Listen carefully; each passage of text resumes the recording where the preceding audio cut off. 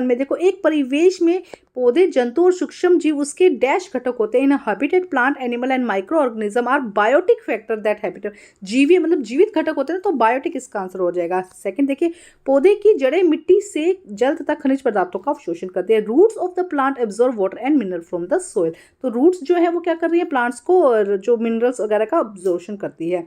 Next देखिए क्या कहा गया है, वे रोग जो लंबी अवधि तक पोषकों के अभाव के कारण होते हैं अभावजन्य रोग कहा जाता है। The disease which are caused by the due to lack of nutrient in our diet too long period are called deficiency disease. यही क्वेश्चन आपसे डेफिनेशन पूछी गई है, डेफिशिएंसी डिजीज किसे कहते हैं या अभावजन्य रोग किसे कहते हैं, तो वहां पे आप इसी को आंसर को लिख सकते थे। नेक्स्ट देखिए क्या कहा गया है यहाँ पर, जिन पदार्थों में से विद्युत धारा होकर प्रभावित होती है उन्हें क्या कहते हैं, जिसमें से प्रवाहित होते हैं उन्हें सुचालक कहा जाता है या कंडक्टर कहा जाता है। The material that allow electric current to the pass from them are called conductor. Next देखो, ट्रू एंड फॉल्स दिए गए थे। अपारदर्शी वस्तु को प्रकाश अपने अंदर से होने से गुजरने देता है, नहीं। उपयुक्त object allow light to pass from them, तो ये हो जाएगा फॉल्स। नेक्स्ट देखो क्या कहा गया है, सभी सजीव श्वसन करते हैं, ये क्या हो जाएगा, सही हो जाएगा। स्टेटमेंट क्या हो जाएगी, सही। All living organism do respiration. माचिस की तिल्लू विद्युत रोधी वस्तु है। Mastic is insulator of electric current, ये क्या हो जाएगी, सही। स्टेटमेंट सही है ये कथन ना। नेक्स्ट देखो क्या कहा गया है, केवल चावल खाने से हमारे शरीर को संतुलित आहार मिल जाता है। By eat rice only we can obtain balance diet, तो ये हो जाएगा रॉन्ग। देखो बिल्कुल सही, सिर्फ चावल खाने से काम नहीं बनता है। नेक्स्ट क्वेश्चन देखो, मेंढक कौन से प्रकार में के आवास में पाया जाता है। Which type of habitat frog found, कहाँ है, जलीय, एक्वेटिक, या आप पॉन्ड लिख सकते हैं, तालाब लिख सकते हैं। कहाँ पे मिलता है, तालाब में मिलता है। पॉन्ड लिख सकते हैं, जलीय और एक्वेटिक लिख सकते हैं। एक वस्तु का नाम लिखिए जिसे हमें प्रकाश के परावर्तन से अपने चेहरे का स्पष्ट प्रतिबिंब प्राप्त हो सकता है। Write name of an object in which we can obtain clear image for our face after reflection of light. शीशा या मिरर हम लिख सकते हैं। नेक्स्ट देखिए क्या कहा गया, पत्तियों में पाई जाने वाली रेखीय संरचनाओं को क्या कहते हैं, लीफ वेनेशन, शिरा कहते हैं या वेन्स कहते हैं। आप लीफ वेनेशन लिख सकते हैं, जालिका और शिरा विन्यास लिख सकते हैं, आप इसमें शिराएं लिख सकते हैं, वेन लिख सकते हैं। एक कारण बताइए जब विद्युत परिपथ में लगा विद्युत बल्ब विद्युत सेल से जुड़े होने पर दीप्त न हो। बल्ब फ्यूज होगा ना, उसका फिलामेंट टूटा हुआ हो सकता है, बल्ब फ्यूज हो सकता है, इसी वजह से क्या है वो दीप्त नहीं होगा, जलेगा नहीं। नेक्स्ट क्वेश्चन देखो क्या कहा गया, सेक्शन बी है, किस प्रकार के पौधे शाक कहलाते हैं, उदाहरण दीजिए। तो देखो जिनका तना क्या हो, सॉफ्ट हो, कोमल हो, ग्रीन और हरा हो। तना कैसा हो, कोमल हो और हरा हो, उसे हम क्या कहते हैं, शाक कहते हैं या हर्ब्स कहते हैं। जैसे कि धनिया, टमाटर, गेहूं, आप कुछ भी लिख सकते हैं। सजीव और निर्जीव में दो अंतर तो इजीली बता सकते हैं। सजीव और निर्जीव, सजीव श्वसन करते हैं, गति करते हैं, संवेदना होती है, वृद्धि होती है, जनन होती है, जबकि निर्जीवों में ये चीज़ें नहीं पाई जाती। तो इंग्लिश में भी आप रेस्पिरेशन, ग्रोथ, रिप्रोडक्शन, ग्रोथ या इमोशंस ये सब लिख सकते हैं। बल्कि जो एनिमल्स हैं उनमें, सजीवों में होते हैं और जो नॉन लिविंग है उनमें नहीं होता है। उसके बाद जीवों का आवास किसे कहा जाता है, जहाँ पे सजीव रहता है उसके surrounding the where are organism lived are called आवास या हैबिटेट। हमारे शरीर में मोटापे का कोई एक कारण लिखिए कि भाई ज़्यादा खाना, फ्राई फूड खाना, है ना, ये क्या हो जाएगा, कम एक्सरसाइज करना है, जो फिजिकल एक्टिविटी है वो कम करना, ये सब क्या हो जाएगा, मोटापे का कारण। Write and reason of the obesity in a body. Next देखिए, दीप्त पिंड किसे कहते हैं, एक उदाहरण दीजिए। जो इमिट देयर ओन लाइट, ऐसी वस्तुएं जो अपने में से प्रकाश को उजागर करती है उन्हें हम क्या कहते हैं, दीप्त पिंड कहते हैं। कोई भी मोमबत्ती, चांद, ट्यूबलाइट, आप उदाहरण लिख सकते हैं। क्या हम एक अंधेरे कमरे में छाया देख सकते हैं, क्या एक अंधेरे कमरे में किसी वस्तु की छाया बना सकते हैं, अपने उत्तर का कारण बताइए। Can we make shadow an object in dark room, write and reason of your answer. तो हम अंधेरे कमरे में नहीं देख सकते क्योंकि शेडो के लिए हमें लाइट की जरूरत होती है। नेक्स्ट क्वेश्चन देखो क्या कहा गया है, विद्युत उपकरणों का उपयोग करते समय हमें सावधानी रखनी चाहिए। देखो विद्युत उपकरणों का प्रयोग करते हमारा जो शरीर है वो सुचालक है, हमारा जो बॉडी है वो गुड कंडक्टर है।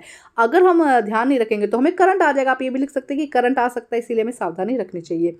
दो जीवों के नाम लिखिए जो प्रजनन अंडे देकर करते हैं, प्रजनन शिशु से करते हैं। Right into animal organism which is reproduce by laying egg and reproduce by birth of their young ones. तो देखो लेइंग एग या अंडे कौन देता है, पक्षी हो गया, सांप हो गया, बर्ड, स्नेक्स लिख सकते हैं। और प्रजनन शिशु कौन देता है, कुत्ते, मनुष्य, डॉग, कैट, बिल्ली, कुछ भी आप यहाँ पर लिख सकते हैं। नेक्स्ट आपको ये तालिका फिल करनी थी, तो फर्स्ट में क्या आ जाएगा, प्रोटीन किससे मिलता है, दालों से मिलता है, मटर से मिलता है, पी से मिलता है हमको, और से मांसपेशियां कमजोर होती है। सेकंड में कार्बोहाइड्रेट आ जाएगा। थर्ड में आंखों की रोशनी की कमजोर हो जाना, कमजोर लिख दो, आंखों की रोशनी कमजोर हो जाना। इंग्लिश में देख लेते हैं। इसमें हम लिखेंगे ग्राम या पी लिख दीजिए, कार्बोहाइड्रेट या लो विजन। नेक्स्ट देखिए क्या कहा गया है। देखो ये क्वेश्चन आ गया, अभावजन्य रोग किससे कहते हैं। तो अभावजन्य रोग क्या था, अभी हमने देखा था अभावजन्य रोग, उस पर हमने डेफिनेशन देखी थी पीछे, जो क्या हो किसी भी चीज़ की कमी के कारण होते हैं। देखो क्या होगा, definition of the deficiency disease हमने पीछे से भी देख लिया था। स्कर्वी हो गया, नाइट ब्लाइंडनेस हो गया, ये क्या हो जाएंगे, इसके एग्जाम्पल हो जाएंगे।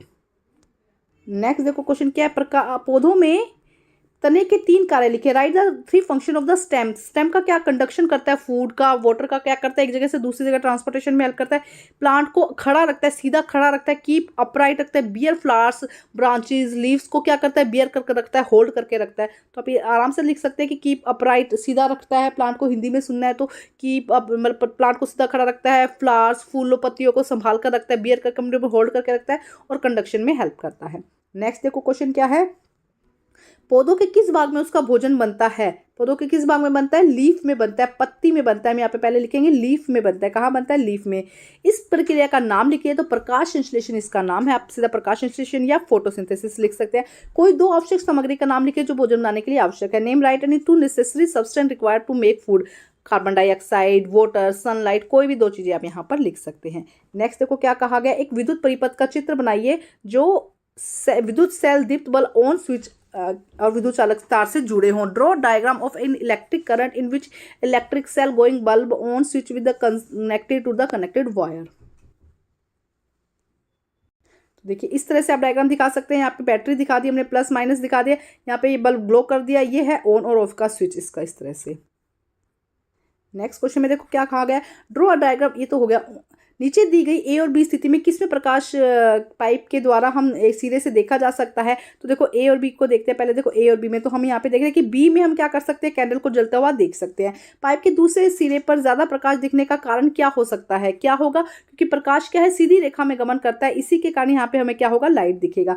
अगर यहाँ पे देखना है तो इंग्लिश में देखो, out of A and B position given figure at the end which pipe can be see more light. B पर क्या होगी, मोर लाइट होगी। When what may be reason is the seeing the light in the end of the this pipe, light travel in straight line.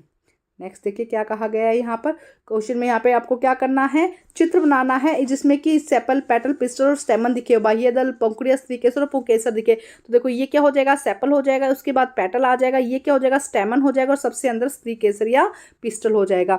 Next इसमें और में दिया गया है कि ये इन चीज़ों का यूज़ करते हुए आपको डायग्राम बनाना है। तो ये हो जाएगी मुसला मूड, टैप रूट, ये स्ट्रेट स्टेम हो जाएगा, सीधा तना हो जाएगा, यहाँ पे पत्ती हो जाएगी, पत्ती के अंदर ये इस तरह का ये क्या हो जाएगा, जालिकावत शिराविन्यास हो जाएगा और उसके बाद ऊपर क्या आ जाएगा, फ्लावर आ जाएगा, इसके ऊपर सीधा खिला हुआ पुष्प आ जाएगा। इस तरह से डायग्राम बना सकते हैं। अब यहाँ पे ऑब्जेक्टिव टाइप क्वेश्चन है, हम देखते हैं।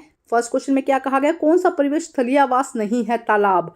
उसके बाद पत्तियां किस आवास के क्षेत्रों में पाई जाती है, सुई जैसी पत्तियां पर्वतीय क्षेत्रों पर। किसी सजीव का वह स्थान जहां वह रहता है उसे आवास कहते हैं। नेक्स्ट देखो क्या है, किसी परिवेश में रहने के लिए शारीरिक संरचना के ढलने को अनुकूलन कहते हैं, अडेप्टेशन कहते हैं। एक बार फटाफट देखते हैं आंसर। फर्स्ट में क्या हो जाएगा, पॉन्ड हो जाएगा, सेकंड में माउंटेन रीजन हो जाएगा, थर्ड में हैबिटेट हो जाएगा, फोर्थ में अडेप्टेशन हो जाएगा। नेक्स्ट 14 क्वेश्चन है, देखो इसमें भी क्या कहा गया, फर्स्ट में इनमें से कौन सा बीज नहीं है। तो खजूर इसका आंसर करेक्ट होगा, खजूर एक बीज नहीं है। पौधों में किस भाग से बीज बनते हैं, फूल से बीज बनते हैं।